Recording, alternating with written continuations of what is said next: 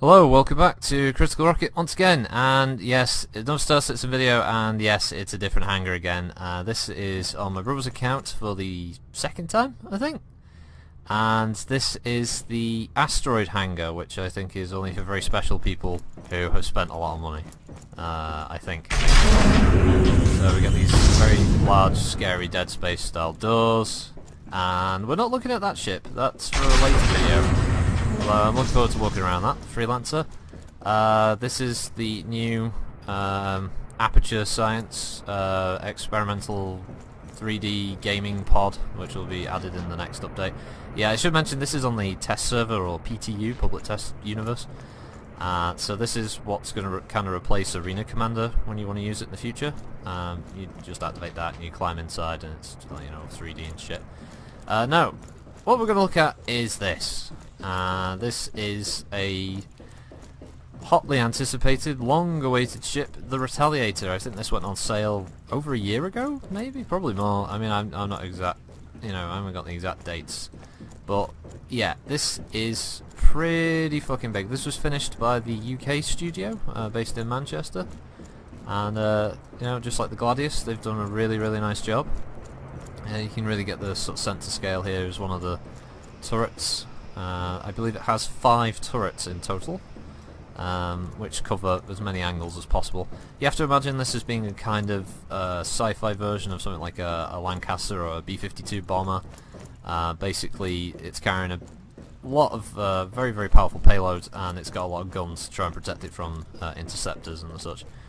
And yeah, this is very big. But still very, very small in comparison to some of the other ships that will be going for the game. And trust me, if you look for some of the things like the Carrack and the new mining ship that they just added, Jesus, this thing is dwarfed by it. But still, this will happily house a crew of players. Well, it looks of it, from what I can tell, maybe about 5 at a minimum, maybe more. And I've been looking around. A couple of bits and pieces about this ship, so it won't be as bad as the Cutlass, where I didn't know what my ass from my elbow moving around it. Apparently these are VTOL-like engines. Again, the detail is really nice. You can see all of the wear and tear on the paintwork. I mean, it's even better since this is actually running the client on my brother's computer, who's got a nice GTX 980, I believe. So it's even nicer than usual. So these 2 little things here are the way we get in. So if we just get it to so you get your own personal lift. There's no ladders for the crew of the Retaliator. Oh no, no sir. And here we are. So this is where you get in, and it's a bit glitchy. I will apologise for that if I suddenly look like my character or I'm doing weird shit. It's not. It's because the character's model sort of clips into bits of the ship, because I mean, it's the test variant, it's not 100%. So these 2 doors, these go into the rear part of the ship. So this is A deck, and we've got some storage lockers here. Apparently this will be a kind of, I guess this is like bomb bay control, missile control, I guess you'd say. This is one of the smaller areas, possibly cargo, but I suspect missiles and other important munitions might be stored in there. Apparently this works, or will work, when it's released for everybody who owns one in the hangar, so this will flip up and you've got your control systems in there and other bits and pieces. It's quite nice. So the doors work. That's the sound effects for the doors as well, it's quite a nice touch. So yeah, you can't get into this room, at least not yet. Presumably there will be a way in at a later stage, maybe. So it's nicely detailed though, see all the way through. And down here is, I think, one of the turrets? Yeah. So unfortunately I can't use any of the turrets because they don't have their seats. You can see the control sticks that the gunner will use, but the actual seat itself, which I assume would already be down here, or maybe there'd just be a button you press, probably some fucking sneaky button somewhere. It's like the Cutlass. Anyway, get my revenge. Ah, Jesus. Yeah, doorways, it does make the character kind of bounce around a bit, so I do apologise for that. Back here, another turret. This is like tail end Charlie kind of guy, he'll be down there. So once again there'll be another little hidden fucking button to press. And we go through. That's basically, it's the same, it's symmetrical, so another turret on this side. So you do get a little bit cramped in places. That's just the way back into the missile control room, so it's easy access for the crew. I do like the bulkhead design, it's really nice. It gives it that kind of submarine kind of feel. So you know, you can probably the captain or the pilot can like lock off certain decks if you've been, you know, got a hull breach or something. Yeah, this. Oh right, this is your space toilet. Unfortunately, you can't interact with the space toilet in this one. No, all the other ships you could. I guess you will at launch, but it's your space shower with you know, hot and cold. It's not drinking water apparently, so just in case you decide that your character really needs a drink, don't go to the shower, and apparently don't use the sink here. Apparently that is also not drinking water. Strangely enough, the toilet doesn't say it's not drinking water, so I guess we know where we're going to be getting all of our fresh water supply on board. Fucking, you know, I'll screw the door. Anyway, so, oh no, oh yeah, it's this one. So this is, well, it's pretty obvious what this is. This is your torpedo bay with clear sky. It's always nice to have the branding on the bomb that's about to kill. And A and R armaments, or armaments, I guess you'd read it. And it's a big fucking torpedoes. This, yeah, this is going to cause some fucking damage.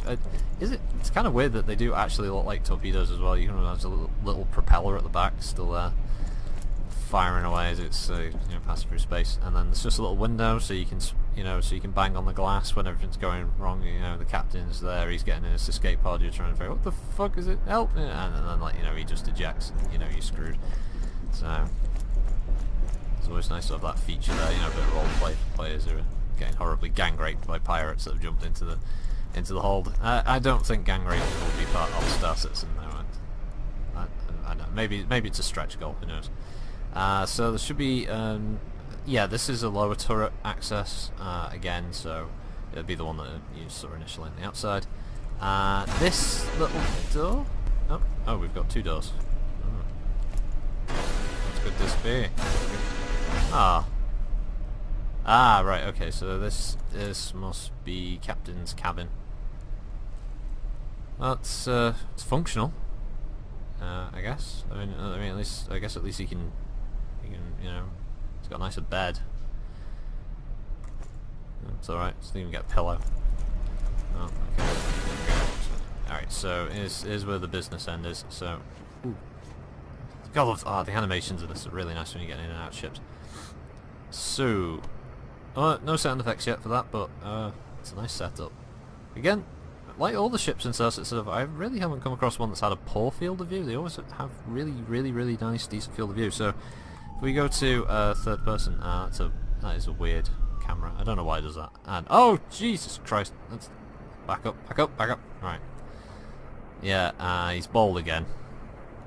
Obviously wanted a bald pilot. So zoom out, and this is going to take a little while. Zoom out really fucking far. Zoom out really far. Right. Yeah. I think that's far enough. Yeah, so I don't actually think the game can zoom out far enough that you could get a complete profile of the ship. I mean, there you go. Profile the front. But you can see how tiny the pilot is inside by comparison. It is a whopper of a vessel. I mean, it looks sweet as well, the black and the red sort of trim on it. It's a gorgeous ship. You know, I can see why people have been really hotly anticipating this being released. It's so cool. Yeah, and a nice view up there. That might be one of the few ways. I have seen a trick for getting up, so I'm going to try that in a minute. Yeah, I'd love to show the back of it. If I could get in the turrets, I would. But yeah, as you can see, just I mean, that's intimidating. It looks really aggressive. It's a cool looking ship. As said, I mean, this thing dwarfs things like the Freelancer as far as length is concerned, and it makes other ships down there like the Aurora, LN, and the Avenger quite tiny. So yeah, you can imagine some corps using this obviously for their own like bombing missions or particularly, you know, wealthy group of players going in, you know, all chipping in together to buy one of these things and flying around the persistent universe. I don't know, maybe hiring out their vessel to other groups who might want, you know, a bomber for whatever reason, presumably to cause shit for other players. So what we're going to do to round this out, after this rather nice animation, yeah, there we go. The animations are nice, but I wonder if they're going to have emergency versions, so your pilot isn't just, you know, calmly getting out, you know, like tying his fucking shoelaces when the vessel's about to explode, you know, so like, might want to get out a bit quickly. So yeah, as I said, normally you would be able to get up this ladder to go to B deck, but after looking around online, it looks like there's a way that you can jump up, and just to save the hassle, I'm probably going to edit. And this is how you get up here through some technical wizardry. I won't bore you with the details. It involves a lot of jumping and clipping and shit that I watched on a YouTube video. But this is the upper deck, or as known, according to the door, B deck. B deck is rather cramped. Looks like we've got viewports up here. We've got a nice view of whatever that is. And yeah, the ladder that doesn't work.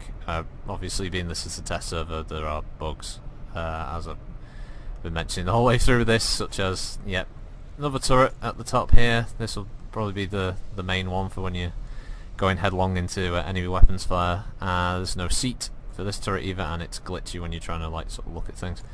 Up here, if I'm remembering correctly from what I read, this is a stowage. I think this is where the crew put weapons.